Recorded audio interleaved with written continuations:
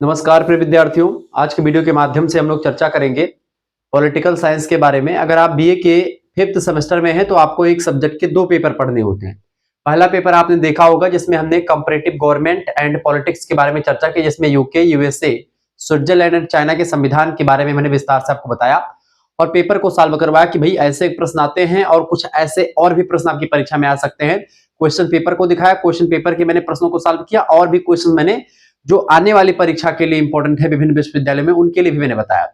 आपके लगातार कमेंट आ रहे थे गुरुजी पेपर 2 को लेकर की भी वीडियो बनाइए जिसमें आपको पब्लिक एडमिनिस्ट्रेशन इन इंडिया यानी कि लोक प्रशासन के सिद्धांत के बारे में आपको पढ़ना है।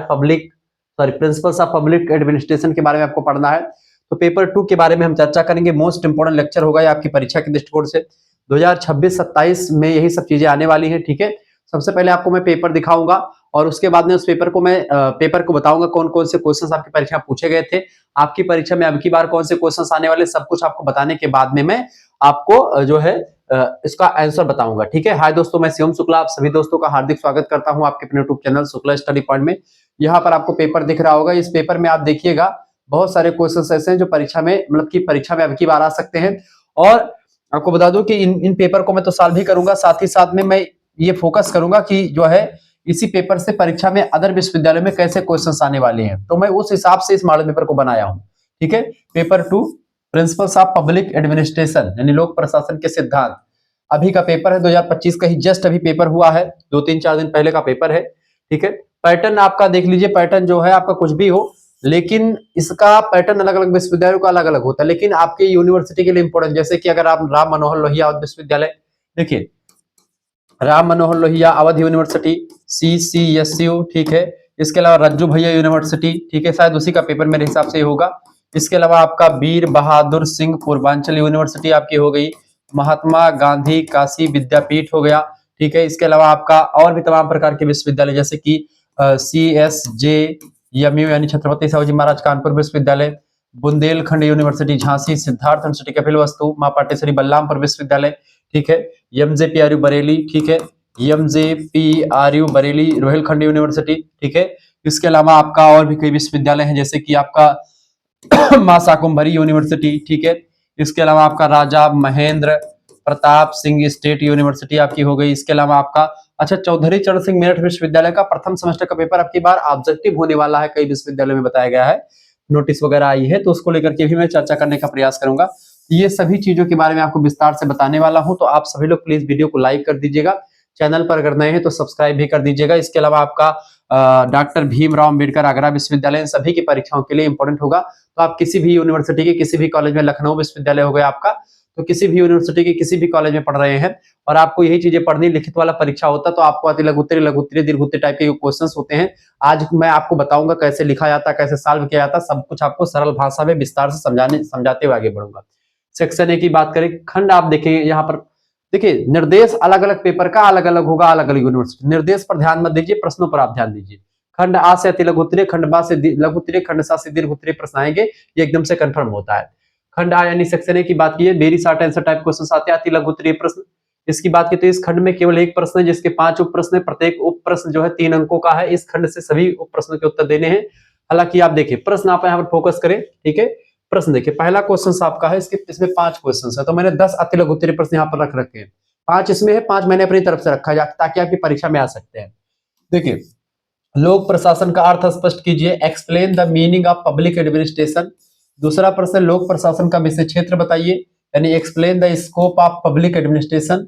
तीसरा प्रश्न है, पोस्ट कार्ब के बारे में बताएं, पोस्ट कार्ब एक्सप्लेन, यानी पोस्ट कार्ब क्या है, एक विधि होती है, लूथर गुलिक साहब ने इसको दिया है, ठीक है, ध्यान रखेंगे, लूथर गुलिक, ठीक है, लूथर गुलिक साहब ने इसको दिया है। और आपको बता दूं कि ये पी का मतलब होता है आपका प्लान बनाना एक, ठीक है, योजना बनाना, ठीक है, प्लान में योजना बनाना होता है। ओ का मतलब होता है ऑर्गेनाइजेशन यानी संगठन होता है।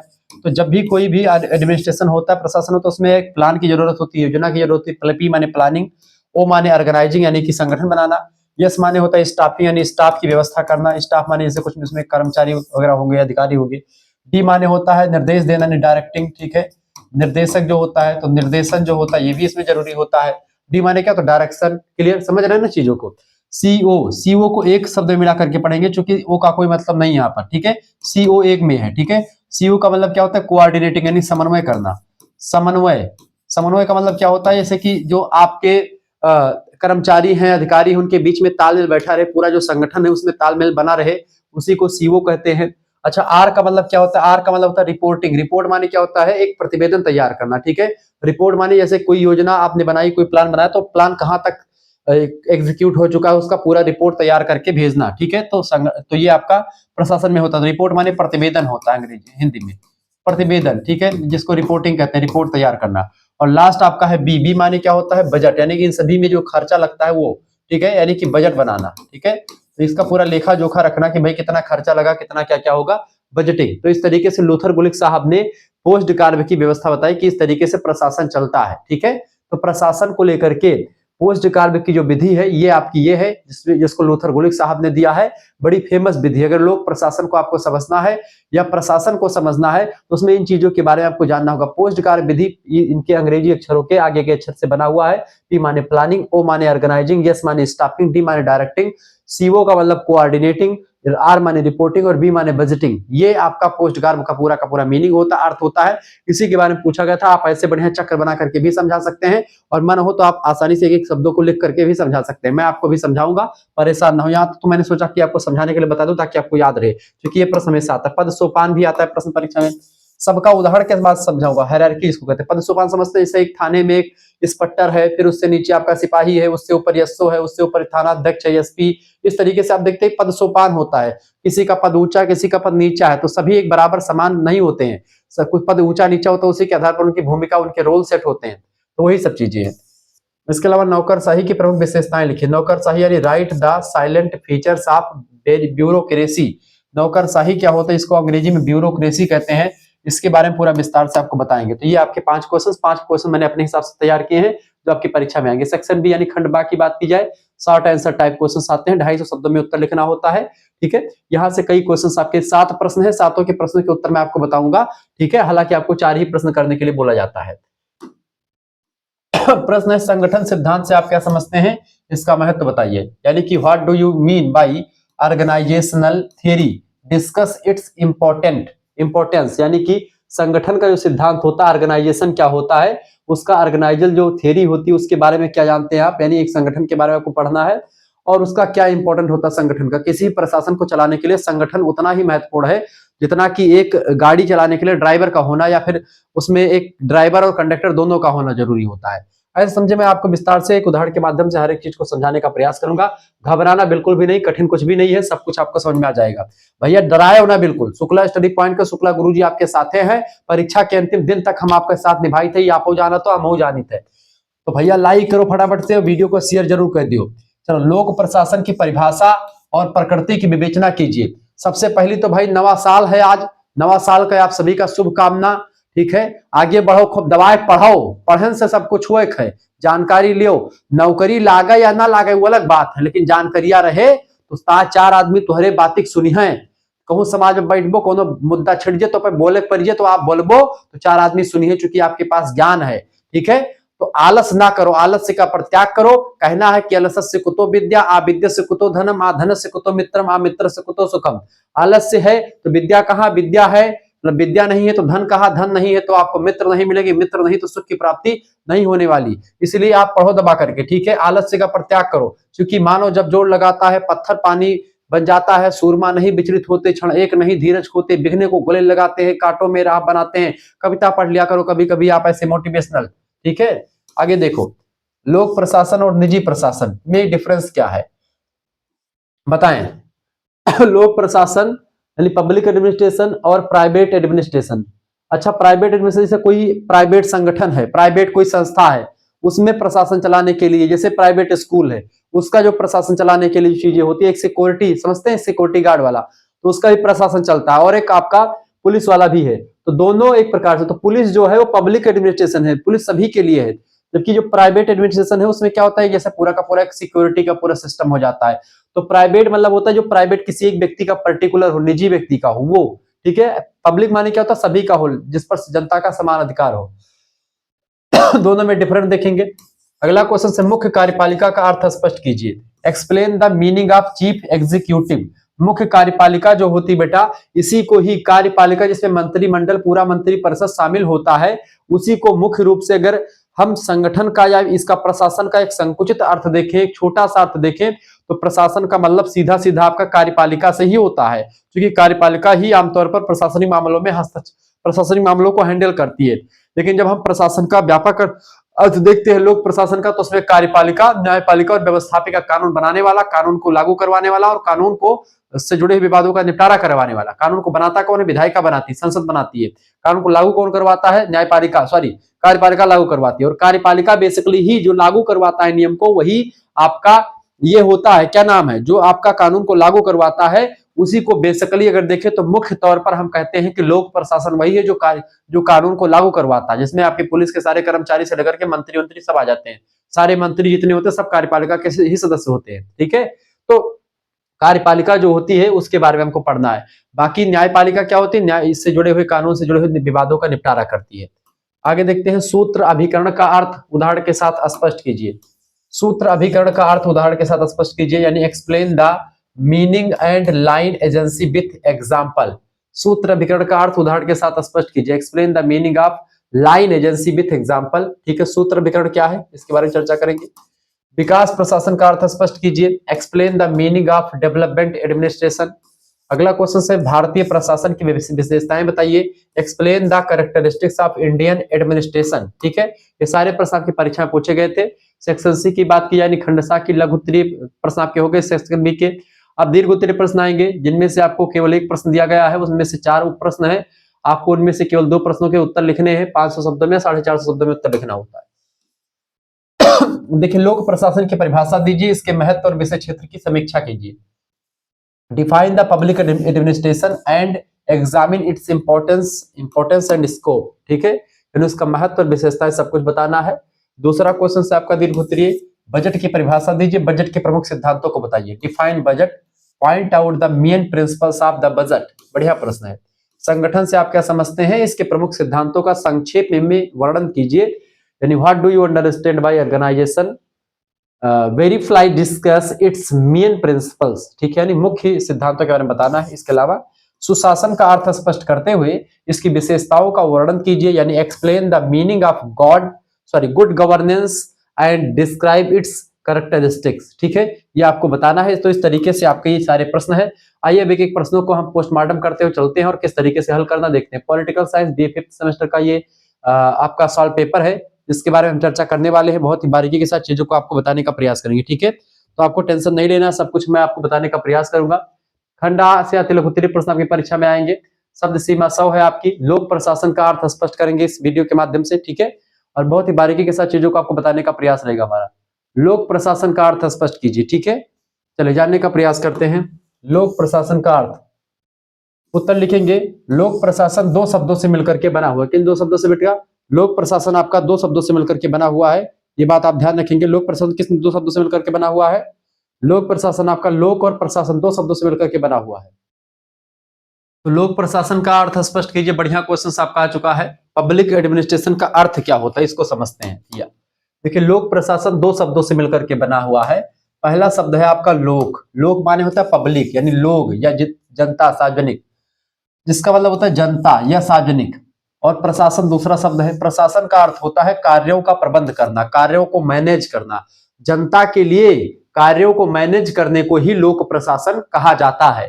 ठीक है, ठीक है, यानी सरल शब्दों में कहें तो सरकारी नीतियों को लागू करने की प्रक्रिया ही लोक प्रशासन है। जो सरकारी नीतियां होती हैं, सरकारी नियम कायदे होते हैं, उन्हीं को जनता पर लागू करना, ताकि जनता उससे लोक कल्याणकारी हो सके, जनता का लाभ हो सके, जनता का फायदा हो सके। ऐसी नीतियों को लागू करवाना ही प्रबंधन कहलाता है, लोक प्रशासन कहलाता है। मैनेज करना, किस तरीके से कानून को कैसे लागू करवाना जिससे जनता उससे सुखी हो सके। कानून बनाने का काम संसद करती है, लेकिन कानून को लागू करवाने का काम पूरा का पूरा मंत्रिमंडल जो होता है और जितने भी सरकारी कर्मचारी होते हैं, बड़े बड़े अफसर होते हैं, वो सब करते हैं।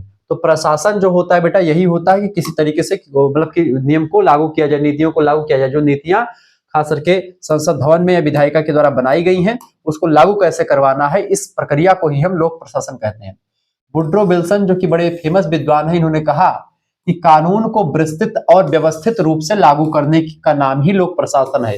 कानून को विस्तृत और एक सिस्टम के रूप में यानी एक सिस्टमेटिक वे में लागू करना, ताकि एकदम सिस्टम से एक नियम के तहत एक वैज्ञानिक विधि के द्वारा लागू करना किसी भी कानून को, नियम को, उसी को लोक प्रशासन कहा जाता है, जिससे जनता का कल्याण हो सके। जनता का जनता के द्वारा जनता के लिए किया गया शासन लोक मतलब कि आपका लोकतंत्र होता है। उस लोकतंत्र में जनता पर कौन से नियम लागू होंगे, जनता किस तरीके से रहेगी, उन सभी चीजों का जो एक व्यवस्थित क्रम होता है उसी को हम कहते हैं लोक प्रशासन। उदाहरण के रूप में अगर समझे लोक प्रशासन को, जैसे कि सरकार ने स्वच्छ भारत अभियान की नीति बनाई। अब सरकार की नीति को इसने बनाया, स्वच्छ भारत की नीति विधायिका ने इसको बनाया, ठीक है।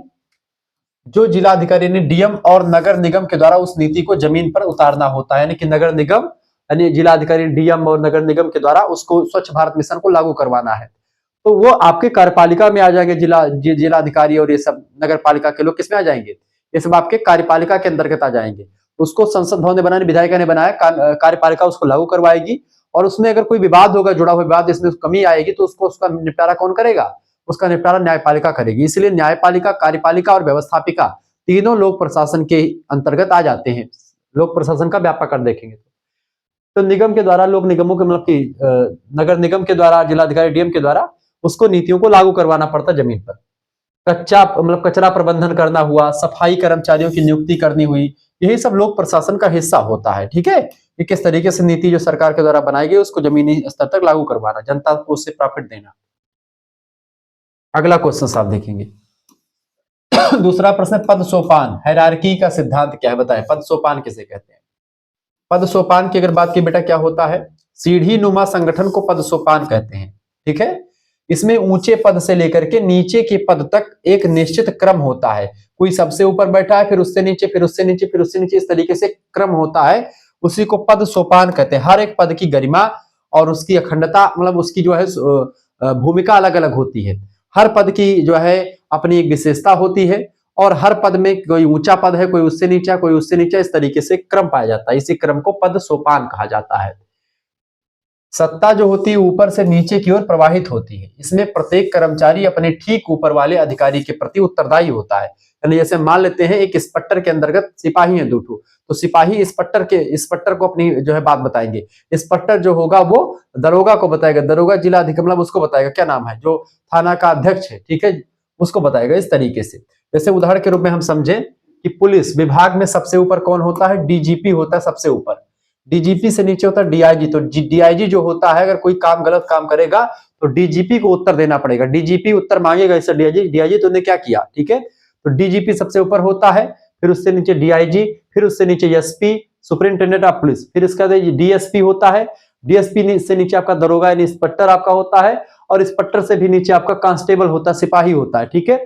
यदि कांस्टेबल को कोई बात कहनी हो तो वह सीधे डीजीपी के पास नहीं जाता है। कि अगर कांस्टेबल को कोई बात कहनी हुई, कोई दिक्कत हुई कांस्टेबल को, तो डीजीपी के पास नहीं जाएगा, ना ही डीआईजी के पास, ना एसपी के पास, ना डीएसपी के पास। इंस्पेक्टर अपनी बात किसको कहेगा, वो इंस्पेक्टर से कहेगा। इंस्पेक्टर अपनी बात डीएसपी से, डीएसपी अपनी बात एसपी से, एसपी अपनी बात डीआईजी से, डीआईजी अपनी बात डीजीपी से कहेगा।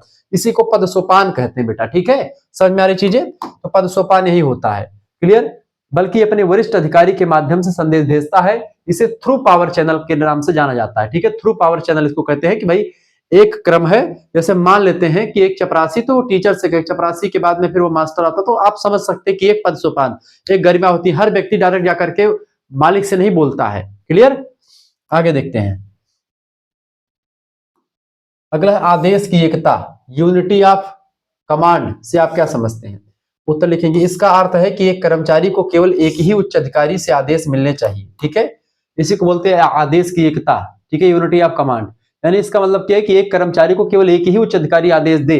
अब सभी उच्च अधिकारी आदेश देंगे तो कर्मचारी कितना काम करेगा, इसीलिए एक ही व्यक्ति उसको अधिकार दे।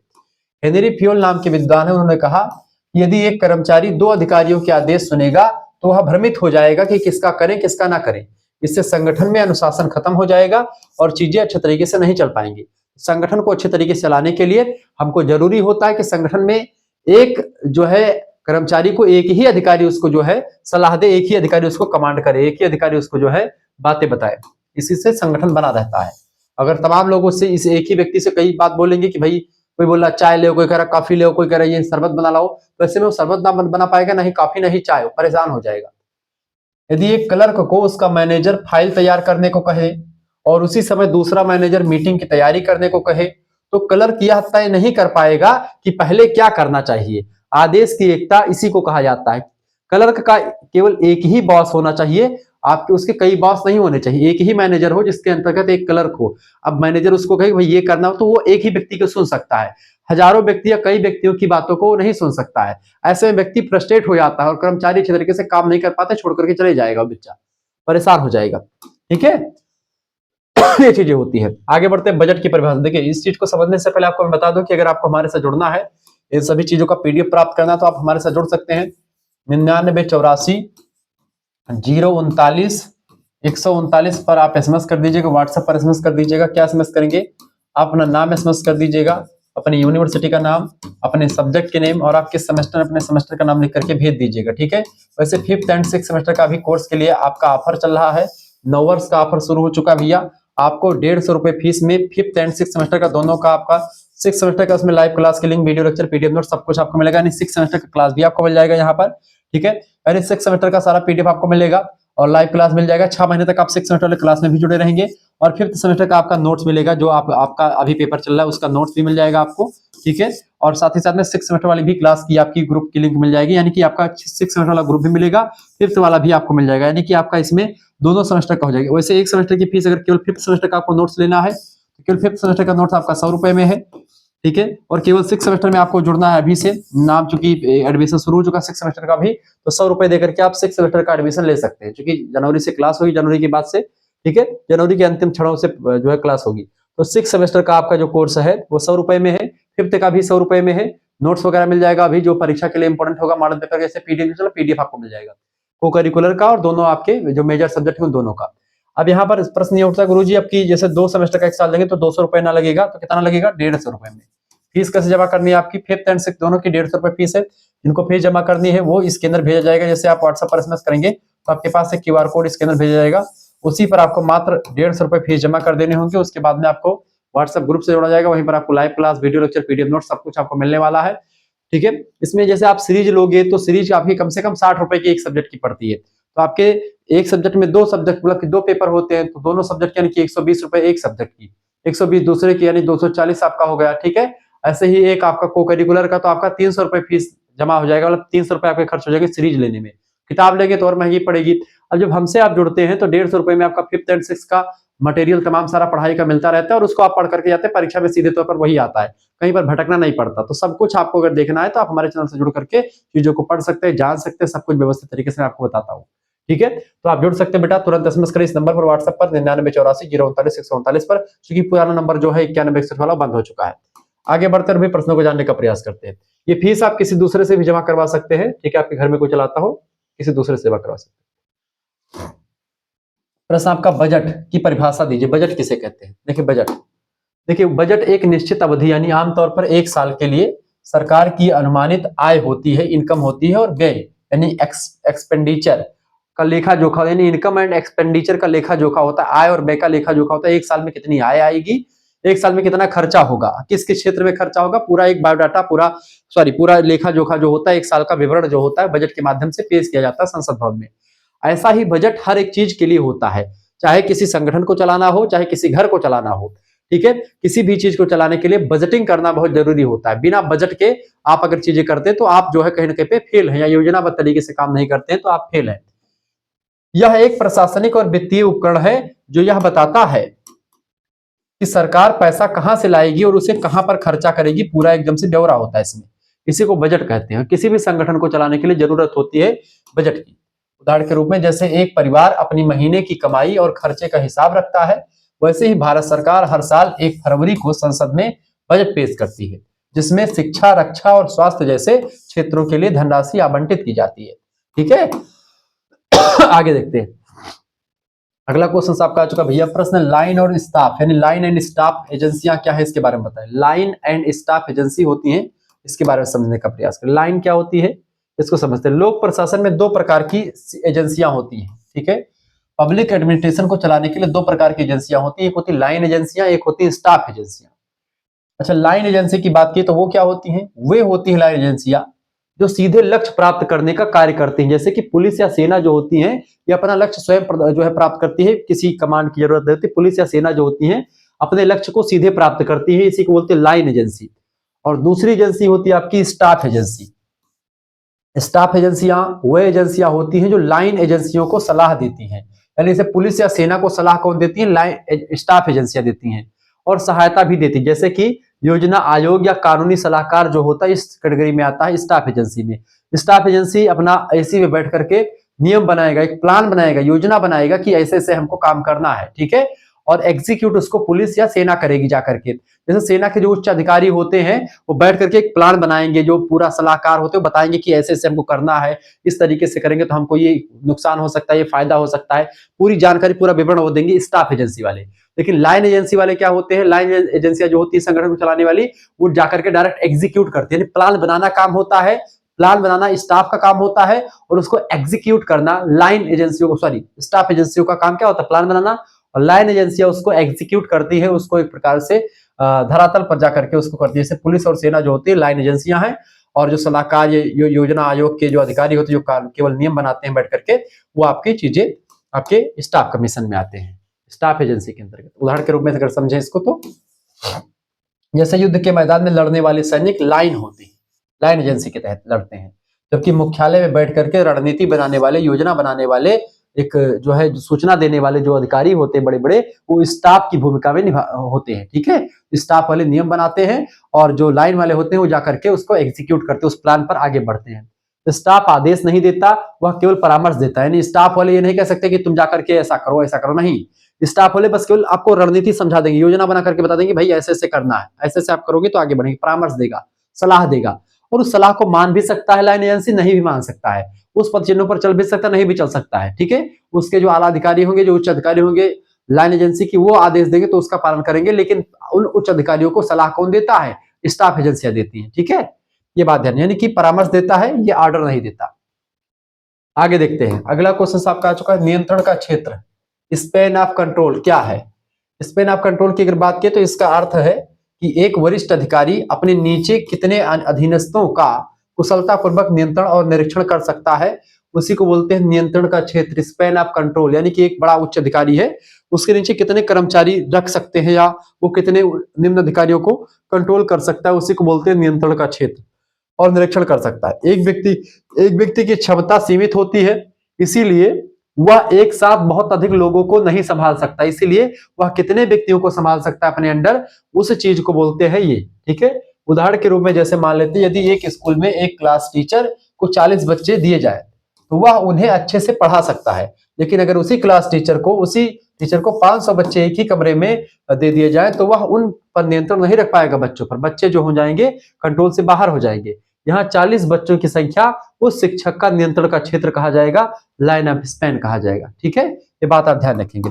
कहने का मतलब यह है कि यहाँ पर होता है कि कुछ ऐसे व्यक्ति उनके स्पेन ऑफ कंट्रोल होगा, नियंत्रण का क्षेत्र, कि भाई उसके अंदर कितने व्यक्ति रह सकते हैं, और वो किन पर अच्छे तरीके से कंट्रोल कर सकता है, चीजों को आगे बढ़ा सकता है। संगठन को चलाने के लिए, किसी भी चीज को चलाने के लिए प्रशासन में सब चीजें जरूरत होती है। प्रशासन पर विधायी नियंत्रण का अर्थ बताइए। विधायी नियंत्रण मतलब कानूनी नियंत्रण का जो होता है आपका वो क्या होता है? प्रशासन पर कानून किस तरीके से नियंत्रण रखता है? देखिए बाबू, लोकतंत्र में प्रशासनिक अधिकारी अपनी मनमानी ना करे, इसके लिए संसद यानी विधायिका उन पर नियंत्रण रखती है, इसे ही विधायिका नियंत्रण कहते हैं। यह प्रश्नों, चर्चाओं और बजट के माध्यम से किया जाता है। उदाहरण के रूप में जैसे जब संसद में कोई सांसद किसी मंत्री से स्वास्थ्य सेवाओं की कमी पर सवाल पूछता है तो वह प्रशासन पर नियंत्रण का एक रूप होता है। कोई भी सांसद मंत्री से पूछ सकता है कि भाई आप इस क्षेत्र के मंत्री हैं, स्वास्थ्य मंत्री, तो आपने स्वास्थ्य के लिए क्या किया, या फिर जो आपने नियम बनाया उसका क्या प्लान था, क्या क्या हुआ, उसका क्या परिणाम निकला, सब कुछ बताएं। बजट पास ना करना भी एक बड़ा नियंत्रण होता है, क्योंकि बिना पैसे के प्रशासन काम नहीं कर पाएगा, ये भी चीज इसमें होती है। अगला आपका होता है केंद्रीयकरण और विकेंद्रीकरण में क्या अंतर होता है? सेंट्रलाइजेशन एंड डिसेंट्रलाइजेशन क्या अंतर होता है? देखिए, केंद्रीयकरण का अर्थ होता है कि निर्णय लेने की शक्ति केवल ऊपरी स्तर के अधिकारियों के पास होना, उसी को बोलते हैं केंद्रीयकरण। यानी सत्ता किसी एक व्यक्ति के ही हाथ में हो, उसको बोलते हैं केंद्रीयकरण। और विकेंद्रीकरण का मतलब होता है कि सत्ता कई लोगों के हाथों में बट जाए, उसको विकेंद्रीकरण कहते हैं। यानी सत्ता का मालिक केवल एक व्यक्ति ना होकर के कई व्यक्ति होगा, उसको विकेंद्रीकरण कहते हैं। और केंद्रीकरण मतलब सत्ता किसी एक व्यक्ति के हाथ में निहित होगी, वो होता है आपका केंद्रीकरण। ठीक है, तो केंद्रीकरण का मतलब क्या होता है कि जो है निर्णय लेने की शक्ति केवल ऊपरी स्तर के अधिकारियों के पास होना, उसको बोलते हैं केंद्रीकरण। विकेंद्रीकरण जो होता है डिसेंट्रलाइजेशन का अर्थ होता है शक्तियों को निचले स्तर तक बांट देना, पहुंचा देना। उदाहरण के रूप में अगर समझें तो यदि स्कूल का हर छोटा फैसला जैसे कि पेन खरीदना केवल प्रिंसिपल ले तो यह केंद्रीकरण होगा कि प्रिंसिपल ही सब कुछ, पेन कैसे खरीदना है, कॉपी कैसे हो, हर फैसला केवल प्रिंसिपल ही डिसाइड करे, तो सत्ता का केंद्रीकरण होगा। लेकिन तो केंद्रीकरण होगा। लेकिन यदि प्रिंसिपल हर क्लास के मॉनिटर को छोटे फैसले लेने के लिए छूट दे दे, भाई हर क्लास का एक मॉनिटर होगा, वो व्यक्ति जो है अपने अपने क्लास के चीजों को देख लेगा, तो आपके 12 क्लास हैं तो 12 क्लास के 12 मॉनिटर हो गए, तो सत्ता कई लोगों में बढ़ गई, प्रिंसिपल का काम थोड़ा हल्का हो गया। तो अब क्या होगा, प्रिंसिपल उसके मॉनिटर से आपको मतलब वो काम कर लेगा, मॉनिटर से मिल लेगा और मॉनिटर अपना एग्जीक्यूट कर रहा प्लान को, तो वो होता है आपका सत्ता का विकेंद्रीकरण, सत्ता को कई लोगों में बांट देना। तो मॉनिटर को छोटे फैसले लेने के लिए दे दे, तो यह विकेंद्रीकरण होगा। भारत में पंचायती राज विकेंद्रीकरण का ही सबसे अच्छा उदाहरण, जैसे कि आप सत्ता देते ग्राम प्रधान तक, क्षेत्र पंचायत, ग्राम पंचायत, ठीक है, और उसके बाद में जिला पंचायत जैसी व्यवस्थाएं आई 1993 या 92 के आसपास। 72, 73 और 74 संविधान संशोधन हुआ उसके तहत, तो वो आपका सत्ता का विकेंद्रीकरण का एक अच्छा उदाहरण देख सकते हैं। आगे देखो भैया, अगला प्रश्न आपका प्रत्यायोजन क्या होता है, डेलीगेशन का क्या अर्थ होता है, प्रत्यायोजन किसे कहते हैं बेटा। प्रत्यायोजन की अगर बात की तो प्रत्यायोजन का अर्थ है उच्च अधिकारी के द्वारा अपने कुछ अधिकारियों और शक्तियों को अपने अधीनस्थ यानी नीचे के कर्मचारी को सौंपना, उसे बोलते हैं प्रत्यायोजन। प्रत्यायोजन वाला होता है जैसे कि आपका कोई काम है, उच्च अधिकारी कोई है व्यक्ति और अपने कुछ अधिकारियों और शक्तियों को अपने अधीनस्थ यानी जो उसके नीचे वाले व्यक्ति उसको कुछ अपना पावर दे दे, अपना कुछ अधिकार दे, भाई अब ये लो आप इस काम को थोड़ा सा मेरा हैंडल करो, यानी अपना काम किसी दूसरे को सौंप देना, ठीक है, जो उससे नीचे के पद पर हो, जस्ट उसी को बोलते हैं प्रत्यायोजन। ऐसे कुछ अधिकारी के पास बहुत अधिक कार्यभार होता है, इसलिए वह अपने सामान्य कार्यों की शक्ति दूसरों को दे देता है ताकि वह महत्वपूर्ण निर्णयों पर ध्यान दे सके और जो सामान्य कार्य है उसको हमारे नीचे वाले अधिकारी भी देख सकें। ठीक है, उदाहरण के रूप में जैसे मान लेते हैं एक जिले का डीएम अपने कुछ कार्य जैसे एडीएम और एसडीएम को सौंप देता है ताकि एडीएम और एसडीएम भी उन काम को करें। ठीक है, वो डीएम के जो है तरीके से ही काम करेगा, डीएम के आदेश पर ही काम करेगा, लेकिन वो काम डीएम नहीं करेगा, ये लोग कर लेंगे अपना, क्योंकि डीएम किसी और काम में बिजी है। तो डीएम अपने नीचे से अधिकारियों को बता देगा भाई आपको ये काम कर देना है, ठीक है, यहाँ चले जाना है, तो वो डीएम का ही मान्यता होगा वहां पर। यहाँ ध्यान रखने वाली बात यह है कि शक्ति सौंपने के बाद भी अंतिम जिम्मेदारी जो होती है रिस्पॉन्सिबिलिटी वो मुख्य अधिकारी की ही रहती है। यानी कि यहाँ पर डीएम अगर कुछ ऊंचे नीचे हो गया, कुछ ऊंच नीच हो गया एसडीएम या एडीएम से, तो उसकी जिम्मेदारी एडीएम या एसडीएम के पास नहीं जाएगी, यानी एडीएम एसडीएम उसका जिम्मेदार नहीं होगा, क्योंकि डीएम ने उस अपना काम सौंपा तो डीएम की जिम्मेदारी होगी, डीएम की रिस्पॉन्सिबिलिटी होगी, भाई आपके द्वारा आपने सौंपा था, आपके नाम पर काम हुआ, आपके सिग्नेचर पर हुआ है, तो कहीं ना कहीं पे आप ही जिम्मेदार होंगे। ठीक है, भले ही डीएम एसडीएम एडीएम और एसडीएम ने कुछ गलत काम कर दिया है तो। क्लियर, ये होता है आपका क्या, इसी को बोलते हैं बेटा प्रत्यायोजन। यानी कि जब कोई बड़े अधिकारी अपने उच्च अधिकारी होते हैं अपने कुछ कामों को अपने निम्न अधिकारियों को दे देते हैं। अगला आपका आ चुका है परामर्शदाता यानी स्टाफ और कार्यकारी, जिसको लाइन कहते हैं, उसमें क्या अंतर होता है दोनों के अंगों में। मैंने आपको शुरुआत में बता दिया था, लोक प्रशासन में लाइन वे अंग होते हैं जो मुख्य कार्य को सीधे पूरा करते हैं, जैसे शिक्षा विभाग में शिक्षक का काम होता या सेना या पुलिस हो गई, ये सब लाइन होते हैं। स्टाफ क्या होता है, वे अंग होते हैं जो मुख्य कार्य करने को सलाह सूचना और सहायता देते हैं, जैसे शिक्षा मंत्री, कानून का सलाहकार हो गया, ये सब पुलिस वगैरह को सलाह देते, तो ये सब चीज मैंने आपको बताया भी था। ठीक है, खंड बाकी बात के लघु उत्तरीय प्रश्न को देख लेते हैं। शब्द सीमा 250 या 200 शब्दों की है, आइए विस्तार से देखने का प्रयास करते हैं। प्रश्न आपका आ चुका भैया, लोक प्रशासन और निजी प्रशासन के बीच में क्या डिफरेंस है, क्या अंतर है, उसको बताएं। देखिए, लोक प्रशासन पब्लिक एडमिनिस्ट्रेशन कहते हैं और निजी प्रशासन को प्राइवेट एडमिनिस्ट्रेशन कहते हैं। दोनों में क्या डिफरेंस है समझने का प्रयास करते हैं। देखिए, दोनों का उद्देश्य प्रबंधन करना है, मैनेज करना है, मैनेजमेंट देखना है, लेकिन इसकी प्रकृति में बड़ा यानी इसका नेचर जो होता है उसमें बड़ा अंतर होता है। इन दोनों का नेचर अलग अलग है। उद्देश्य में अंतर पहला देखेंगे। लोक प्रशासन का मुख्य उद्देश्य जन सेवा करना होता है और लोक कल्याणकारी करना, मतलब लोगों को कल्याण करना होता है, जनता का कल्याण करना होता है। पब्लिक वेलफेयर के लिए एक प्रकार से लोक प्रशासन काम करता है। वही निजी प्रशासन जो होता है बेटा, जैसे रिलायंस या टाटा कंपनी जो हो गई, ये अपने लाभ के लिए काम करते हैं, ना कि पब्लिक वेलफेयर के लिए काम करती हैं। यानी प्राइवेट कंपनियां वो निजी लाभ के लिए काम करती हैं और सरकारी कंपनियां वो पब्लिक के वेलफेयर के लिए काम करती है, लोक कल्याणकारी के लिए काम करती है, लोक कल्याण के लिए काम करती है। तो रिलायंस और टाटा का मुख्य उद्देश्य क्या है? लाभ कमाना, यानी प्रॉफिट के लिए ये लोग अपनी कंपनियों को स्थापित किए हैं। तात्पर्य कहने का जो लोक प्रशासन है वो जनता का कल्याण करता है, और जो निजी प्रशासन होता है वो उनका खुद का फायदा करवाता है। उससे जनता का फायदा हो या ना हो सेकेंडरी मैटर, लेकिन पहला मैटर उनका होता है कि लाभ कमाना। ठीक है, तो प्राइवेट कंपनियां या प्राइवेट चीजें जो होती हैं वो लाभ कमाने के लिए होती हैं, तो और ये आपका जनता के कल्याण के लिए होती हैं, क्योंकि सरकारी चीजें होती हैं तो जनता के कल्याण के लिए होती है। दूसरा अंतर होता है उत्तरदायित्व का अंतर दोनों में, निजी प्रशासन और लोक प्रशासन में। लिखेंगे दूसरा अंतर। देखिए, लोक प्रशासन जनता और संसद के प्रति जवाबदेह होता है। लोक प्रशासन अगर कुछ गलत ऊंच नीच हो जाता है तो संसद में जाकर के उसको जवाब देना पड़ता है कि भाई कोई कार्यपालिका का सदस्य है और उसने कोई मंत्रिमंडल है तो मंत्री ने कुछ गलत काम किया, कुछ गलत निर्णय लिए, तो उसको जाकर के जनता के प्रतिनिधियों को जवाब देना पड़ेगा। यानी कि जो सांसद में बैठे हुए सांसद हैं, विधायक है, उनको जवाब देना पड़ेगा जाकर के कि भाई हमने ऐसा क्यों किया, किस लिए किया, किस उद्देश्य से किया, यानी कि जवाबदेह होता है। निजी प्रशासन केवल अपने मालिक या शेयर धारकों के प्रति उत्तरदायी होता है, सरकार के प्रति न जनता के प्रति उत्तरदायी नहीं होता है। जो प्राइवेट कंपनी थे, प्राइवेट कंपनी के मापदंड सेट होते हैं कि भाई इस आधार पर काम करेगी तो उस आधार पर काम करती है, लेकिन वो जनता से लाभ कमाए, कितना कमा रही है उससे नहीं मतलब है। ठीक है, उस आपको टैक्स देना है, सरकार को टैक्स दे देती है, फिर बाकी वो अपना कमाती है। समझ रहे चीजों को? तो निजी प्रशासन जो होता है अपने उसका जो मालिक होता है, कंपनी का मालिक होता है उसको, या फिर उसमें जो शेयर धारक, क्योंकि कंपनियां जो होती हैं कई लोगों के द्वारा चलाई जाती है, कंपनी में बहुत पैसा लगता है तो कई लोग मिल करके उस कंपनी को चलाते हैं। ऐसे में अपने शेयर धारकों और या मालिक के प्रति जवाबदेही होती है, उत्तरदायी होती है, बाकी लोगों के प्रति नहीं होती है। तीसरा अंतर होता है लोक प्रशासन और समान प्रशासन में। समान व्यवहार। सरकारी प्रशासन सभी नागरिकों के साथ समान व्यवहार करता है, जैसे कि डाकघर में सबके लिए एक रेट। ठीक है, तो सरकारी प्रशासन क्या करता है? सभी नागरिकों के साथ समान व्यवहार करता है, जैसे कि डाकघर में सबके लिए एक रेट होता है। ठीक है, निजी प्रशासन अपने विशेष ग्राहकों को विशेष छूट दे सकता है। ठीक है, जबकि सरकारी प्रशासन में क्या होता है? सभी के साथ समान व्यवहार होगा। जबकि निजी प्रशासन में कुछ लोगों को बढ़िया व्यवस्था दे सकती है, कुछ लोगों को बेकार व्यवस्था भी मिल सकती है, जिसमें उनका लाभ होगा वो ऐसा करेंगे। क्षेत्र क्या होता है? दोनों के क्षेत्र में भी अंतर है। क्षेत्र, लोक प्रशासन का क्षेत्र बहुत व्यापक होता है, बहुत बड़ा होता है और एकाधिकार वाला होता है, जैसे रक्षा का क्षेत्र हो गया, रेलवे का क्षेत्र होगा, ये सब लोक प्रशासन के अंतर्गत आते हैं। जबकि निजी प्रशासन जो होता है उसके केवल कुछ विशेष क्षेत्रों में ही निजी प्रशासन यानी प्राइवेट सेक्टर को मिला हुआ है।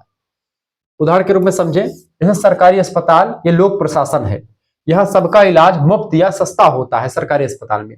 जबकि एक प्राइवेट क्लिनिक या प्राइवेट क्लिनिक या प्राइवेट हॉस्पिटल जो होता है वो निजी प्रशासन का उदाहरण है। वहां पर क्या होता है? जहां पर पैसा लगता है, डॉक्टर अपनी फीस और लाभ के अनुसार काम करता है। डॉक्टर की अपनी फीस होती है कि भाई 1000 रुपया, 400 रुपया, 500 रुपया फीस डॉक्टर रखते हैं। ठीक है, और उनकी फीस दो जाकर के, फिर दवाई का अलग पैसा लगेगा, फीस का अलग पैसा लगेगा। पता नहीं क्या डॉक्टर लोग इतना अदा कर देते कि भाई इतना पैसा ले लेते हैं फीस देकर के। कभी कभी प्राइवेट हॉस्पिटल के लोग डॉक्टर इतनी फीस ले लेते पैसा, भाई गरीब व्यक्ति इतना पैसा कहां से पाता? इतनी फीस आप रख लेते हो यार, इतनी फीस यार, 100 रुपया रखो, 150 रुपया रखो, आप 500, 1000 रुपए फीस रख लेते हो। ये सब चीजें बिल्कुल मेरे हिसाब से उतनी परफेक्ट नहीं, क्योंकि आप इतनी महंगी फीस रखते हो। हालांकि उसी हिसाब से व्यवस्था भी भाई देते हैं, जो अमीर होते हैं वही लोग प्राइवेट हॉस्पिटल में जाकर अपना इलाज करवाते हैं। हालांकि सरकारी हॉस्पिटल में आप देखते फीस मतलब 1 रुपए की पर्ची कटती, तो आप 1 रुपए नहीं, कम से कम 100 रुपए आप लगा दो। अगर आपके पास 100 ग्राहक जाते दिन भर में, 100 रुपए फीस है, तो आप तो भी आपका कम से कम बहुत सारी फीस हो गई, 10,000 रुपए के आसपास हो जाता है, और भी एक दिन का कमाई। तो आप बढ़िया पैसा कमा सकते हैं, और दवाई से भी आप कमा ही रहे हैं, दवाई मेडिकल भी है। तो ऐसे में उससे क्या होता है कि डॉक्टर लोगों पर कहीं ना कहीं पे ये प्राइवेट सेक्टर की चीजें जो है उन पर थोड़ा सा देखना पड़ेगा सरकार को, कि जो दवाई है या फिर जो ये चीजें हैं उस पर थोड़ा सा अंकुश लगाना पड़ेगा। हालांकि इसको लेकर के सरकार ने काफी काम भी किया है, और जो कुछ कार्ड बनता है, उस कार्ड एक कार्ड बनता है, उस कार्ड को अगर बनवा ले व्यक्ति तो उसका फीस जो होती है काफी कुछ माफ हो जाती है। ठीक है, आयुष्मान कार्ड शायद है। आगे देखते हैं, लोक प्रशासन की प्रकृति विषय पर एक संक्षिप्त टिप्पणी लिखिए। लोक प्रशासन की प्रकृति यानी नेचर, उस पर टिप्पणी लिखिए। देखिए, लोक प्रशासन की प्रकृति को लेकर के विद्वानों में 2 दृष्टिकोण सामने आते हैं। पहला है आपका एकीकृत दृष्टिकोण, इंटीग्रल व्यू। इस विचार के अनुसार प्रशासन में ऊपर से नीचे तक के सभी कर्मचारी, मैनेजर से लेकर के चपरासी तक और चौकीदार, सभी लोग शामिल होते हैं। ये होता है आपका एकीकृत दृष्टिकोण। इन सभी के कार्यों का योग ही प्रशासन होता है, यानी कि सभी का काम क्या, चपरासी का क्या काम है, चौकीदार का क्या काम है, और मैनेजर का क्या काम है, क्लर्क का क्या काम है, सब कुछ एकदम से डिसाइड होता है। ये होता है आपका एकीकृत दृष्टिकोण प्रबंधन का, सॉरी प्रशासन का। जबकि अगला होता है आपका दूसरा प्रबंधकीय दृष्टिकोण, मार्जिनल या मैनेजनल व्यू। यह दृष्टिकोण कहता है कि प्रशासन केवल मैनेजर या अधिकारी के कार्यों तक सीमित होता है, यानी केवल मैनेजर या जो अधिकारी उच्च अधिकारी है वही एक प्रकार से प्रशासन का मेन काम करता है। जो व्यक्ति की योजना बनाता है, जो योजना बनाता है, प्लान बनाता है बैठ करके उच्च अधिकारी, वही प्रशासन का एक अंग होता है। आदेश देता है जो, वही प्रशासक होता है। बाकी जो कर्मचारी होते हैं उनको प्रशासन में शामिल नहीं करता है।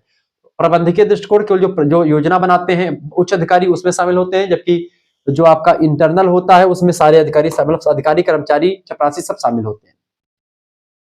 क्या लोक प्रशासन विज्ञान है या कला है, इसकी प्रकृति को समझते हैं, पूछा गया आपसे।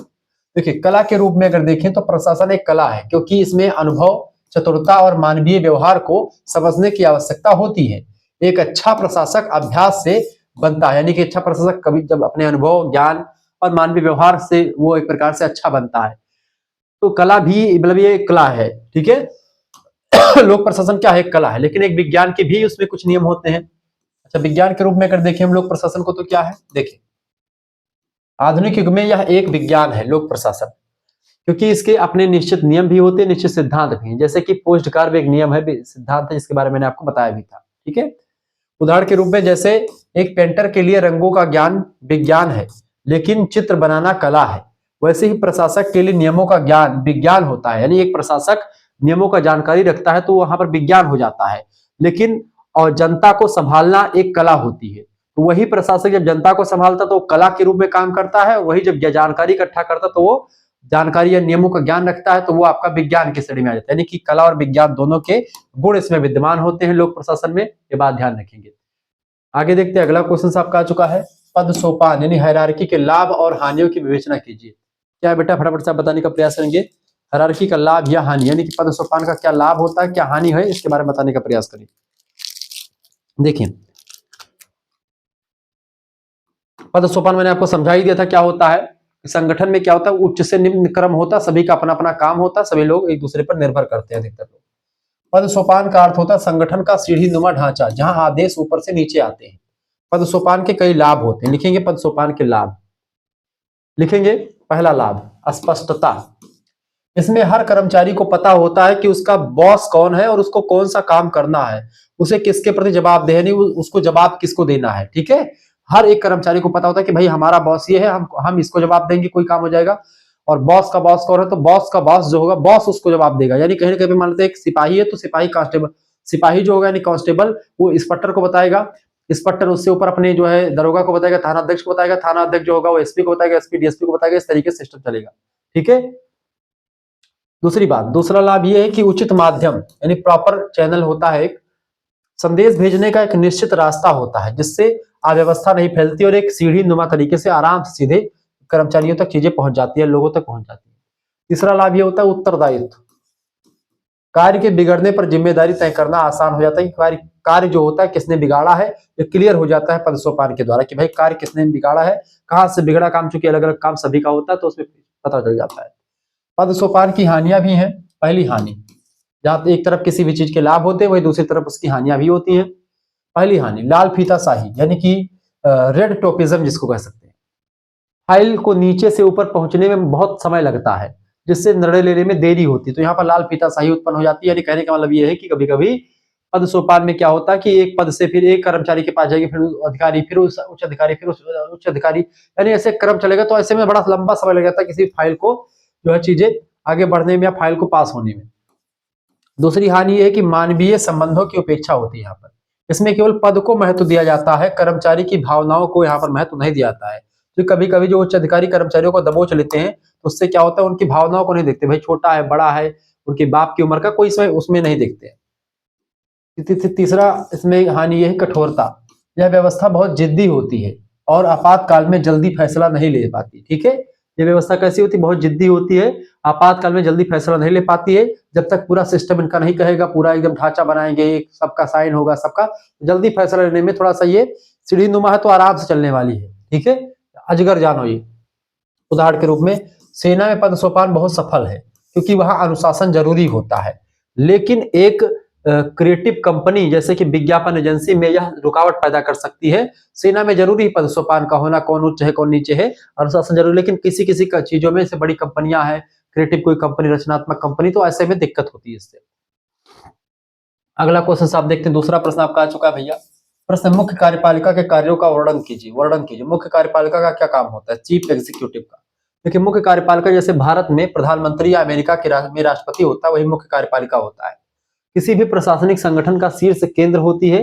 लूथर गुलिक ने इसके कार्यों को पोस्ट गार्ब सूत्र में बांधा है।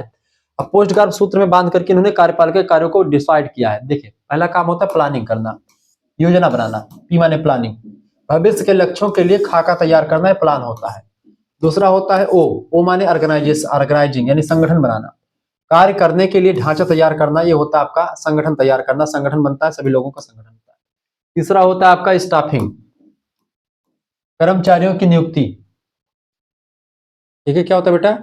कर्मचारियों की नियुक्ति यानी सही पद पर सही व्यक्ति को तैनात करना, ये भी जो है कार्यपालिका का ही काम होता है, मुख्य कार्यपालिका का। इसके अलावा डायरेक्टिंग निर्देशन देना, आदेश देना और मार्गदर्शन करना, ये भी इसी का काम होता है। ठीक है, इसके अलावा कोऑर्डिनेटिंग यानी कि आपका सीओ, कोऑर्डिनेटिंग का मतलब होता है तालमेल यानी समन्वय स्थापित करना, विभिन्न विभागों के बीच झगड़े रोकना, समन्वय बिठाना, ये सब काम मुख्य कार्यपालिका का ही होता है।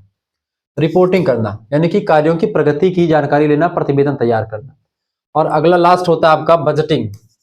बजटिंग की बात की बजट बनाना, धन की व्यवस्था करना और खर्चे पर नियंत्रण रखना, ये सब जो होता है किसी भी कार्यपालिका के लिए जरूरी होता है, कार्यकारी संस्था के लिए जरूरी होता है। और जब भी मुख्य कार्यपालिका की चीज कोई भी चीज लागू करवानी है तो इन चीजों का ध्यान देना पड़ता है। लूथर गुलिक ने कहा कि अगर किसी भी प्रशासन को, अगर अच्छे तरीके से प्रशासन को लागू करवाना है तो इन तमाम चीजों को जानकारी, मतलब इन तमाम चीजों पर फोकस होना पड़ेगा। लूथर गुलिक की यह परिभाषा या यह व्यवस्था जो है कहीं ना कहीं पे संकुचित दृष्टिकोण को दिखाती है, जो कि एक कार्यपालिका तक ही सीमित है। उदाहरण के रूप में अगर समझे इसको तो जैसे एक घर में पिता मुख्य कार्यपालिका की तरह पूरे महीने बजट बनाते हैं और सबको काम सौंपते हैं कि भाई तुम्हारा काम ये, तुम्हारा काम ये, तुम्हारा काम ये है, आपका मतलब बूढ़े पिता जो सब कुछ बता देते हैं। वैसे ही प्रधानमंत्री पूरे देश के प्रशासन को चलाते हैं और हर मंत्रियों को बताते हैं कि तुम्हारा काम ये है, तुमको ये करना है, तुम्हारा काम ये है, तुमको ये करना है, सारी व्यवस्था फिट कर देते हैं। तो वही होता है आपका ये मुख्य कार्यपालिका का कार्य और शक्तियां जो है मैंने आपको बता दी। आगे देखते हैं नियंत्रण के क्षेत्र, स्पैन ऑफ कंट्रोल को प्रभावित करने वाले कारकों को समझाइए। देखिए, नियंत्रण के क्षेत्र का अर्थ होता है कि एक अधिकारी अपने नीचे कितने लोगों को संभाल सकता है। इसे निम्नलिखित कारक प्रभावित करते, मैंने आपको बताया भी था। देखिए, ये क्या होता है बेटा, अधिकारी की क्षमता कितनी है उसको ध्यान में रखना पड़ता है। यदि अधिकारी बहुत अनुभवी और चतुर है तो वह ज्यादा लोगों को संभाल सकता है, तो पहली बात ये। दूसरी बात यह कि कार्य की प्रकृति कैसी, कार्य कैसा है। यदि कार्य सरल और एक जैसा हो, जैसे कि फैक्ट्री में पैकिंग करना हुआ, तो नियंत्रण का क्षेत्र बड़ा हो सकता है, कई सारे कर्मचारी इसमें शामिल हो सकते हैं। यदि कार्य जटिल है, कठिन है, जैसे वैज्ञानिक शोध का कोई काम है, तो ऐसे में ज्यादा लोगों को नहीं लेकर के चल पाता एक व्यक्ति। ठीक है, तो क्षेत्र छोटा होगा और कम लोगों को एक प्रकार से वहां पर संभाल पाएगा एक व्यक्ति। समय, ठीक है, संगठन जितना पुराना होता है नियम उतने ही स्पष्ट होते हैं, जिससे नियंत्रण आसान हो जाता है इसमें। ठीक है, कितना नया है कितना पुराना ये भी ध्यान रखना पड़ता है। इसके अलावा स्थान, यदि सभी कर्मचारी एक ही छत के नीचे हैं तो अधिक लोगों को नियंत्रित किया जा सकता है। यदि वे दूर फैले हुए तो कम लोगों को आप कंट्रोल कर पाएंगे।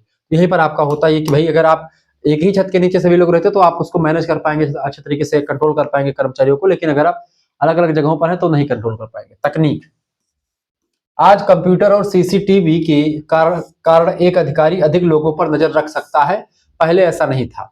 इसके अलावा उदाहरण के रूप में समझे, जैसे कि एक ट्रैफिक पुलिसकर्मी एक चौराहे पर 100 गाड़ियों को नियंत्रित कर सकता है, लेकिन एक डॉक्टर एक समय में केवल एक ही मरीज का ऑपरेशन कर सकता है। तो ट्रैफिक पुलिस 100 लोगों को कंट्रोल कर सकता है, गाड़ी को रोक दिया, फिर जाओ इधर, ठीक है, रुक जाओ इधर वाले निकलो, अब इधर वाले रुक जाओ, इधर वाले निकलो। तो इस तरीके से ट्रैफिक पुलिस सभी कंट्रोल कर सकता है, क्योंकि उसका काम अलग है।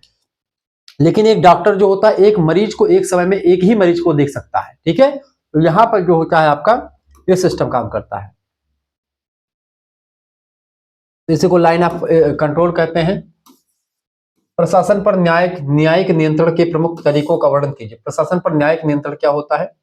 देखिए, जब प्रशासनिक अधिकारी जो होते हैं अपनी शक्तियों का दुरुपयोग करते हैं या कानून का उल्लंघन करते हैं। कौन? प्रशासनिक अधिकारी, प्रशासन में बैठे लोग जो हैं, अगर वो संविधान के खिलाफ काम करते हैं, कानून का उल्लंघन करते हैं, तो न्यायपालिका यानी जो कोर्ट होती है, सुप्रीम कोर्ट या हाई कोर्ट, उन पर नियंत्रण रखती है।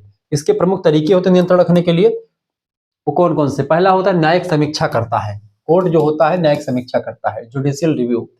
न्यायालय प्रशासन के किसी भी ऐसे आदेश को रद्द कर सकता है जो संविधान के खिलाफ हो। अगर कार्यपालिका ने कोई आदेश दिया है और वो संविधान के खिलाफ है तो न्यायपालिका के पास ये पावर है कि वो उसको रद्द कर सकता है, न्यायिक समीक्षा कर सकता है, उसको रद्द कर सकता है, उसको जांच कर सकता है कि भाई संविधान के अकॉर्डिंग है कि नहीं है। दूसरी बात है रिट। संविधान के अनुच्छेद 32 और 226 के तहत कोर्ट कई प्रकार के आदेश जारी करता है, उसमें कई आदेश होते हैं, ठीक है। अनुच्छेद 32 जो संविधान का एक मौलिक अधिकार है, बाबा साहेब भीमराव अम्बेडकर ने इसको संविधान की आत्मा भी कहा, क्योंकि इसमें 5 प्रकार की रिट जारी करता है कोर्ट सरकारी कर्मचारियों को, यानी कार्यपालिका के लोगों को, कि भाई आप जनता को, जैसे किसी व्यक्ति को आप बंधक बना लिए, ठीक है, आपने उसको बताया कि भाई आपको इस हिरासत में किसी को लिया गया है, ठीक है, बंदी प्रत्यक्षीकरण उसी को कहते हैं, हेबियस कॉर्पस। अवैध रूप से हिरासत में लिए गए व्यक्ति को छुड़ाने के लिए बंदी प्रत्यक्षीकरण नाम की एक रिट जारी करता है कोर्ट, बंदी को प्रत्यक्ष ला करके कोर्ट में पेश करो। 24 घंटे के अंदर आने जाने के समय को छोड़ करके, आप 24 घंटे आने जाने के समय को छोड़ करके पुलिस अधिकारी ने अगर आपको गिरफ्तार किया है तो उसका कर्तव्य है पुलिस अधिकारी का कि वो आपको न्यायालय में ले जाकर के पेश करेगा। अगर जीडी पर नाम चढ़ गया, वहां से लेकर के आपको पेश करेगा न्यायालय में 1 घंटे के, मतलब कि सॉरी 24 घंटे के भीतर। आने जाने का समय जो है उसको छोड़ करके 24 घंटे के अंदर उसको पेश करना पड़ेगा। न्यायालय जो कोर्ट सुप्रीम जो न्यायालय होगा आपके आसपास का, बुलाएगा कि भाई उस बच्चे को लेकर के जिसको आपने बंद किया हुआ है। ऐसा नहीं कि वीडियो कॉल पे दिखा दे कि ये हमारे पास, ऐसा नहीं होगा। उसको खिलाफ उसको ले जाकर कोर्ट में पेश करो और बताओ कि आपने गिरफ्तार क्यों किया। पुलिस अधिकारी बताएगा कि हमने इसको गिरफ्तार क्यों किया, क्या आरोप है, आरोप से हो रहा है कि नहीं हो रहा, सारी वहां पर होगा। दूसरा होता है परमादेश, ठीक है। जब कोई अधिकारी अपना कर्तव्य नहीं निभाता है तो कोर्ट उसे कार्य करने का आदेश देता है कि भाई आप अपने पद पर हो और अपने पद का काम आप नहीं कर रहे हो, ठीक है, तो उसको याद दिलवाता। तो परमादेश होता है कि भाई आप अपने पद का काम करें, आपकी जो गरिमा है, आपका जो काम है वो आप करें। सरकारी अधिकारियों पर मुकदमा। यदि कोई अधिकारी व्यक्तिगत रूप से किसी नागरिक को, यदि कोई अधिकारी व्यक्तिगत रूप से किसी नागरिक को नुकसान पहुंचाता है तो उस पर मुकदमा चलाया जा सकता है, ठीक है। इसके अलावा उदाहरण के रूप में यदि नगर निगम बिना नोटिस दिए किसी का घर गिरा दे तो वह व्यक्ति कोर्ट जाकर के स्टे ऑर्डर ले सकता है। यह प्रशासन पर न्यायपालिका का नियंत्रण होता है, न्यायपालिका प्रशासन को रोक देती है वहां पर, जनता के लिए, जनता के कल्याण के लिए, ठीक है। यहाँ पर चीजें ध्यान रखेंगे। आगे देखते हैं, अगला क्वेश्चन आपका आ चुका, दीर्घ उत्तरीय प्रश्न है आपका, ठीक है। दीर्घ उत्तरीय प्रश्न यानी कि आपका जो 500 शब्दों में 450 शब्दों में आपको लिखना होता है, इसके बारे में जानने का प्रयास करते हैं। समझे भैया, प्रश्न आपका आ चुका है दीर्घ उत्तरीय। लोक प्रशासन की परिभाषा दीजिए एवं इसके महत्व और विषय क्षेत्र की समीक्षा कीजिए। बढ़िया प्रश्न। देखेंगे लोक प्रशासन क्या होता है। पब्लिक एडमिनिस्ट्रेशन, आधुनिक सभ्य समाज का आधार स्तंभ होता है लोक प्रशासन। यह वह गंभीर मशीनरी होती है लोक प्रशासन जिसके माध्यम से राज्य अपने लक्ष्यों को प्राप्त करता है। देश का जो लक्ष्य होता है जनता को कल्याण करना, उस कल्याण को प्राप्त करता है। जनता के लिए नियमों को लागू करवाना, नीतियों को लागू करवाना जो होता है वो राज्य का कर्तव्य होता है, लक्ष्य होता है। उसको पूरा करने में प्रशासन जो होता है वो इंपॉर्टेंट भूमिका निभाता है। और जनता के कल्याण के लिए प्रशासन हो तो उसी को लोक प्रशासन होता है। अगर खुद के जो है लाभ के लिए हो तो उसको निजी प्रशासन कहते हैं। परिभाषा लिखेंगे। विभिन्न विद्वानों ने इसे अलग अलग तरह से परिभाषित किया है, जैसे कि वुड्रो विल्सन नाम के एक जो है विद्वान है, उन्होंने कहा कानून को विस्तृत और व्यवस्थित रूप से लागू करने का नाम ही लोक प्रशासन है। एल.डी. व्हाइट साहब कहते हैं कि लोक प्रशासन में वे सभी कार्य आते हैं जिनका उद्देश्य सार्वजनिक नीति को लागू कराना होता है। यानी सार्वजनिक नीति यानी कि जो पब्लिक की जो नीतियां होती हैं उनको लागू करवाने वाले सारे काम आ जाते हैं इसमें, या वह सभी कार्य जिनका उद्देश्य क्या होता है, ऐसे कार्यों का संगठन होता है लोक प्रशासन जिनका उद्देश्य जनता का कल्याण करना होता है, सार्वजनिक नीतियों को लागू करवाना होता है। ऐसे चीजों को हम लोग लोक प्रशासन कहते हैं, ठीक है। लोक प्रशासन का महत्व लिख लीजिए आप सभी लोग। हेडिंग डालेंगे लोक प्रशासन का महत्व, क्या इंपॉर्टेंस है पब्लिक एडमिनिस्ट्रेशन का। देखिए नीतियों का क्रियान्वयन करना, यानी कि जो भी नीति सरकार बनाई है या व्यवस्थापिका ने बनाया है उसको कार्यपालिका लागू करवाती है, ये भी उसके अंतर्गत आता है, नीतियों का क्रियान्वयन करना। यानी विधायिका केवल कानून बनाती है, यानी संसद ने कानून को बना दिया, उस कानून को लागू करवाने का काम किसका होता है, कार्यपालिका का। लेकिन उसे जनता तक पहुंचाने और लागू करने का काम प्रशासन का ही होता है, कार्यपालिका का ही होता है, ठीक है। ये बात आप ध्यान रखेंगे, ये काम होता है, इसका महत्व। तीसरा महत्व क्या है, दूसरा महत्व क्या है, जन कल्याणकारी भूमिका। क्योंकि जैसे शिक्षा के क्षेत्र में नीति आई, स्वास्थ्य, परिवहन और सुरक्षा जैसी बुनियादी सुविधाएं जो होती हैं प्रशासन के माध्यम से ही जनता तक पहुंचती हैं। ठीक है, तो प्रशासन जो होता है शिक्षा, स्वास्थ्य, परिवहन और सुरक्षा की नीतियां भी जनता तक पहुंचाता है, लागू करवाता है। इसके अलावा सभ्यता का रक्षक भी है प्रशासन। यदि प्रशासन विफल हो जाए तो समाज में अराजकता फैल जाती है, समाज में एक प्रकार से वैमनस्यता फैल जाती है, लोग एक दूसरे को मारने काटने लगेंगे। ऐसे में प्रशासन जो होता है समाज पर कंट्रोल भी करता है। ठीक है, तो यह समाज में शांति और व्यवस्था बनाए रखता है। कौन? यही होता है। क्लियर? विकास का माध्यम। विकासशील देशों में गरीबी उन्मूलन और बुनियादी ढांचे के निर्माण में इसकी भूमिका निर्णायक होती है। ठीक है, ये बात आप ध्यान रखेंगे। आगे तो लोक प्रशासन का क्षेत्र, इसको प्रशासन के क्षेत्र को समझने के लिए दो प्रमुख दृष्टिकोण है। पोस्ट कार्य दृष्टिकोण लूथर गुलिक के द्वारा दिया गया सिद्धांत कहता है कि प्रशासन का क्षेत्र प्रबंधन तक सीमित होता है, यानी कि केवल पोस्ट कार्य, केवल कार्यपालिका तक ही सीमित। योजना बनाना, संगठन, कर्मचारी की नियुक्ति करना, निर्देशन देना, समन्वय करना, रिपोर्टिंग करना और बजट बनाना, इसी को पोस्ट कार्य कहते हैं, जो मैंने ऊपर समझा चुका हूं आपको। विषय वस्तु दृष्टिकोण, यह दृष्टिकोण यह कहता है कि केवल प्रबंधन ही नहीं बल्कि उस विभाग की विषय वस्तु, जैसे कि शिक्षा विभाग में पढ़ाना, स्वास्थ्य विभाग में इलाज करना, सब प्रशासन का ही हिस्सा होता है। ये सब प्रशासन के अंतर्गत ही आते हैं। ठीक है, निष्कर्षतः आप कह सकते हैं कि लोक प्रशासन का क्षेत्र पालने से लेकर के शमशान तक विस्तृत होता है। लोक प्रशासन जो होता है बच्चे शुरू से लेकर के जब तक बच्चा पैदा नहीं हुआ है वहां से लेकर के मृत्यु तक लोक प्रशासन कहीं ना कहीं पे किसी न किसी क्षेत्र में काम करता ही रहता है। ठीक है, ये लोक प्रशासन का व्यापक अर्थ हो गया, क्योंकि जन्म प्रमाण पत्र से लेकर के मृत्यु प्रमाण पत्र तक मनुष्य प्रशासन पर ही डिपेंड होता है। ठीक है, मर जाता है व्यक्ति तभी उसका खेत पात खतौनी दूसरे के नामे होती है, तमाम चीजें होती है, तो वो सब चीजें भी यहाँ पर देखना होता है। आगे देखते हैं, अगला क्वेश्चन आपका चुका, बजट की परिभाषा दीजिए, बजट के प्रमुख सिद्धांत बताएं। देखिए, बजट केवल आय व्यय का विवरण नहीं होता, बल्कि यह सरकार की आर्थिक नीतियों का एक दर्पण होता है, एक आईना होता है कि सरकार कौन कौन सी नीति बनाएगी, क्या क्या काम करने वाली अगले सालों तक, ये सब चीजें पूरी सिस्टम से आती है। परिभाषा लिखेंगे। बजट शब्द फ्रेंच भाषा के बुजट शब्द से बना हुआ है, जिसका मतलब होता है चमड़े का थैला। ठीक है, प्रशासनिक शब्दावली में बजट एक निश्चित अवधि यानी प्रायः 1 वर्ष के लिए सरकार की अनुमानित आय और प्रस्तावित खर्चों का कानूनी दस्तावेज होता है। पहली बार बजट को चमड़े के थैले में पेश किया गया था, इसीलिए इसको बजट के नाम से जाना गया। आज भी इसको बजट ही कहा जाता है। ठीक है, ध्यान रखेंगे। बजट के प्रमुख सिद्धांतों की अगर बात की जाए, देखिए पहला सिद्धांत है एकता का सिद्धांत। पूरे देश के लिए एक ही बजट होना चाहिए ताकि वित्तीय स्थिति का स्पष्ट चित्र सामने आ सके, जिससे क्या होता है एकता इसमें आ जाती है। दूसरा इसका सिद्धांत ये है वार्षिकी का सिद्धांत। बजट एक निश्चित अवधि के लिए होता है, जैसे कि भारत में 1 अप्रैल से लेकर के 31 मार्च के लिए आता है। 1 अप्रैल से लेकर के 31 मार्च तक का जो पूरा साल होता है, ये आपका पूरा एक जो है कैलेंडर ईयर में आपका एक वित्तीय वर्ष माना जाता है। ठीक है, इससे वित्तीय अनुशासन बना रहता है और पता चलता है कि भाई हाँ क्या क्या चीजें होने वाली है। ठीक है, अगला होता है सिद्धांत आपका संतुलित बजट।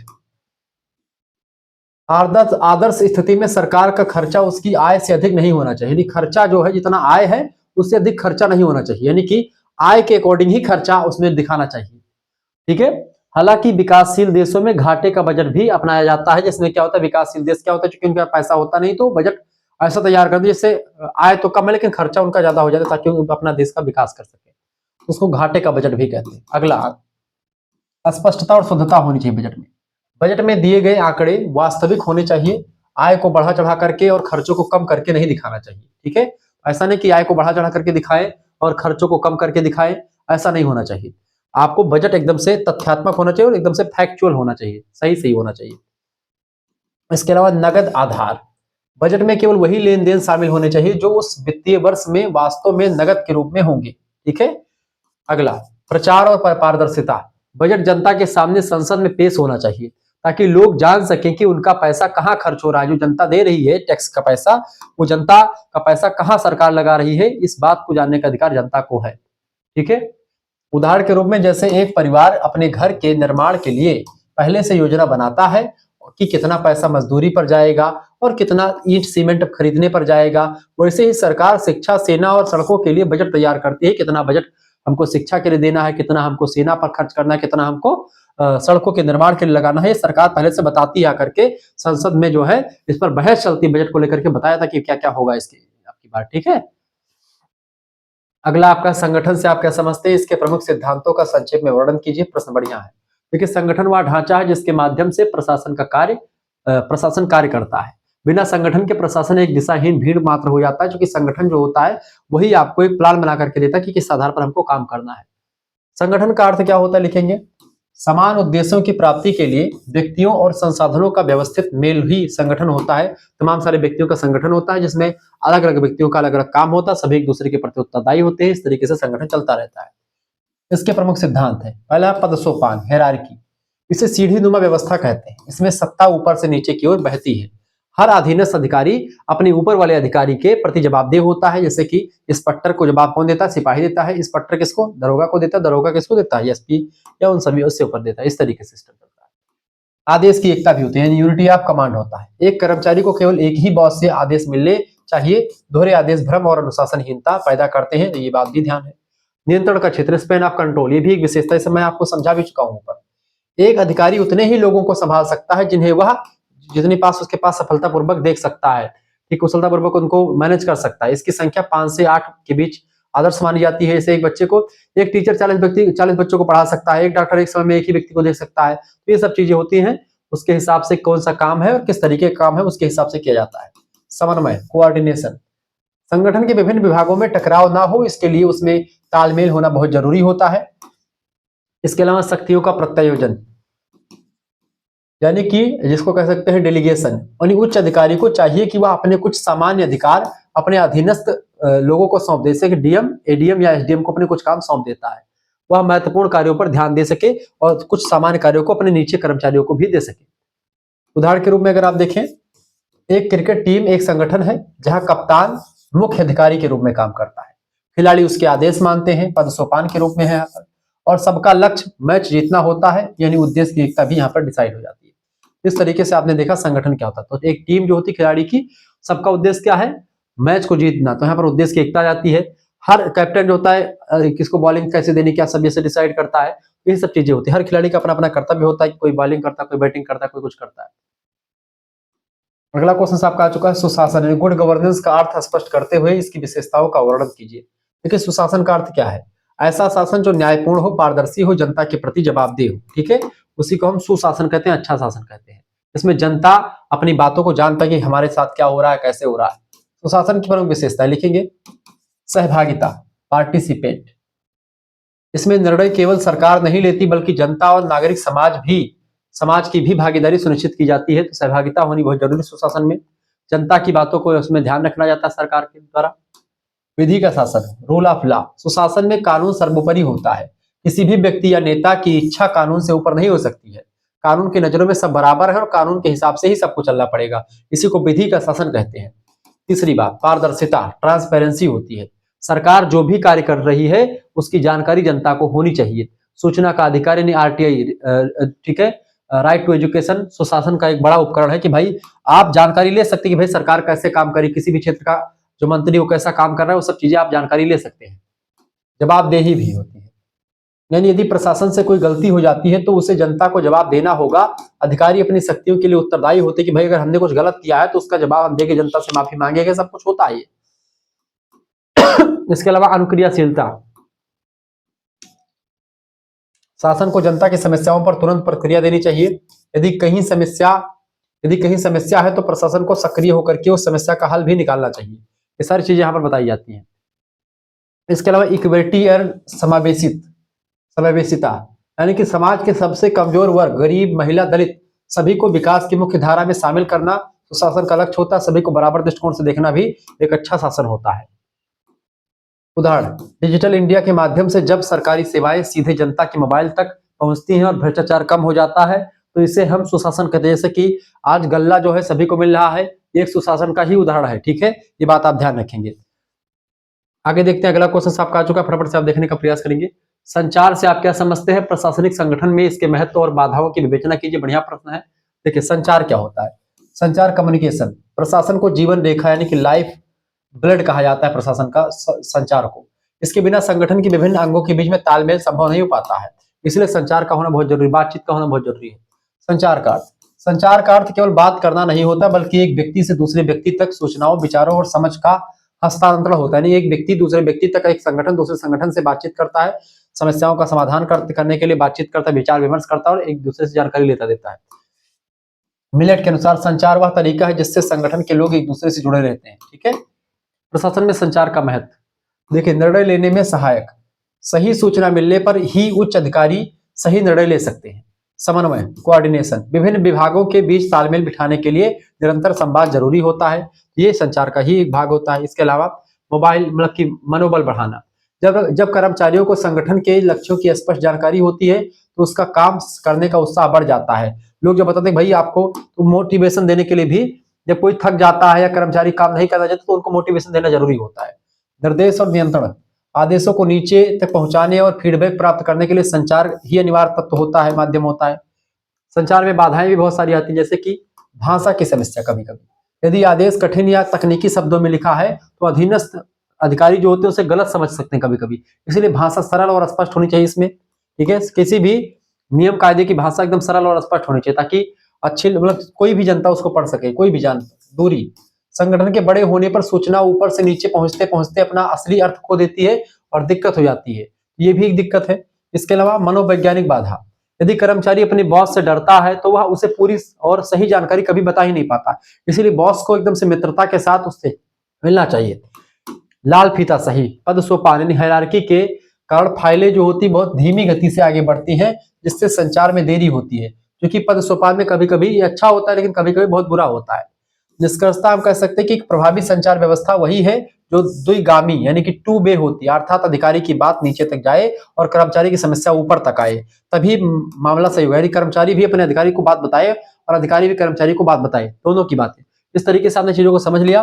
पीडीएफ प्राप्त करना तो पीडीएफ प्राप्त कर सकते हैं 9984 039 139 पर आप एसएमएस कर दीजिएगा। इस नंबर पर, नया नंबर चूंकि पुराना नंबर बंद हो चुका है, अपना नाम, अपनी यूनिवर्सिटी का नाम, अपने सब्जेक्ट के नेम और किस सेमेस्टर में। देखिए फिफ्थ और सिक्स सेमेस्टर का कोर्स आपके लिए मात्र 150 रुपए में कर दिया गया है।